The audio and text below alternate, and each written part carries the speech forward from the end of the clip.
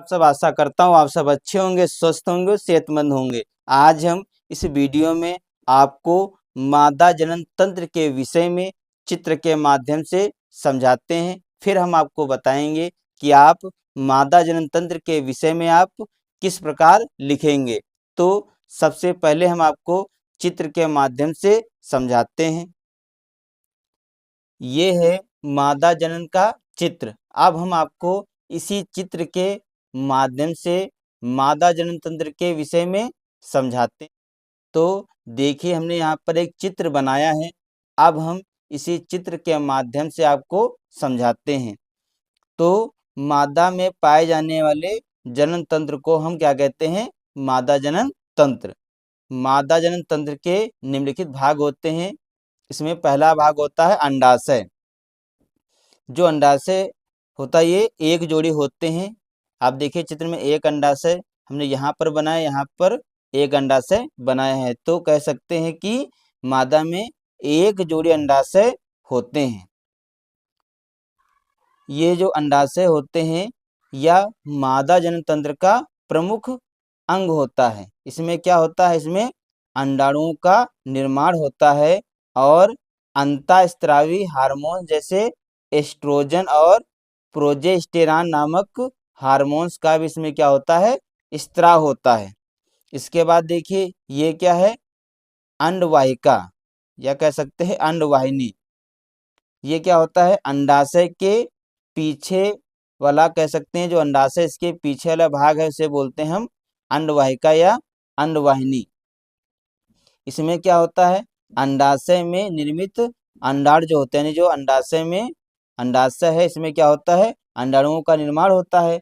फिर अंडवाहिनी के द्वारा क्या होता है? जो अंडाणु होते हैं उन्हें गर्भाशय तक पहुंचाया जाता है।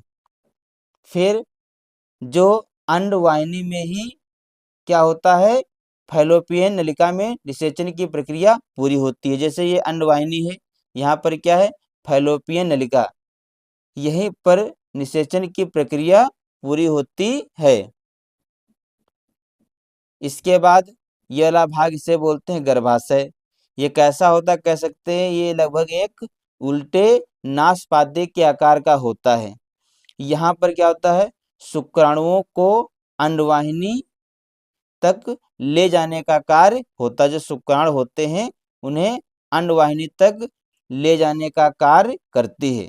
गर्भाशय का कार्य होता है जो शुक्राणु होते हैं उन्हें अंडवाहिनी तक ले जाने का कार्य करती है। जब निषेचन हो जाता है उसके बाद जो भ्रूण है उसका पालन पोषण कहाँ होता है? गर्भाशय में ही होता है। जब निषेचन हो जाता है, निषेचन के बाद गर्भाशय में ही भ्रूण का पालन पोषण होता है।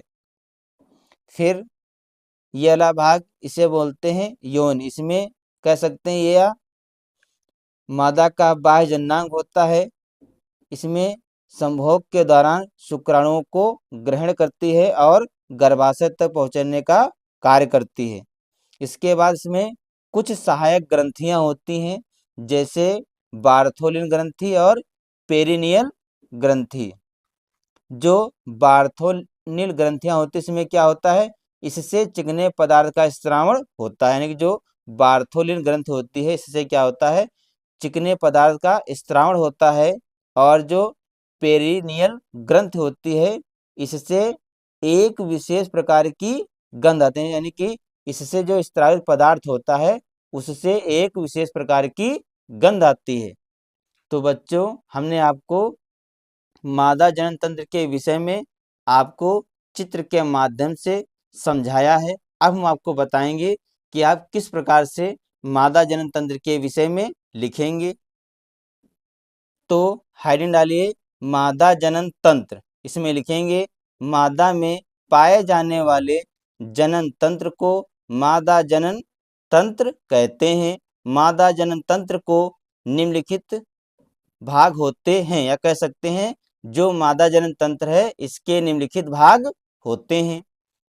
नंबर 1 हम डालेंगे अंडाशय। इसमें लिखेंगे मादा में एक जोड़ी अंडाशय उदर गुहा के निचले भाग में दोनों तरफ स्थित होते हैं। यह मादा जनन तंत्र का प्रमुख अंग होता है। इसमें अंडाणुओं का निर्माण तथा अंतःस्रावी हार्मोन्स एस्ट्रोजन और प्रोजेस्टेरॉन का स्राव होता है। फिर अगली हेड डालेंगे अंडवाहिनी। इसमें लिखेंगे अंडाशय के पीछे एक कीप जैसी संरचना होती है जिसे अंडवाहिनी कहते हैं। अंडाशय में निर्मित अंडाणु अंडवाहिनी के द्वारा ही गर्भाशय तक पहुँचते हैं। अंडवाहिनी में ही फैलोपियन नलिका में निषेचन की प्रक्रिया पूरी होती है। अब अगली हेड डालेंगे गर्भाशय। इसमें लिखेंगे इसकी संरचना एक उल्टे नाशपाती के आकार की होती है।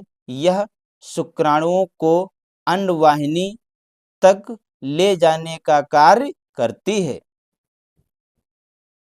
फिर लिखेंगे गर्भाशय में ही भ्रूण का पालन पोषण होता है। गर्भाशय पीछे की ओर एक सक्रिय नलिका में खुलती है जिसे गर्भाशय ग्रीवा कहते हैं।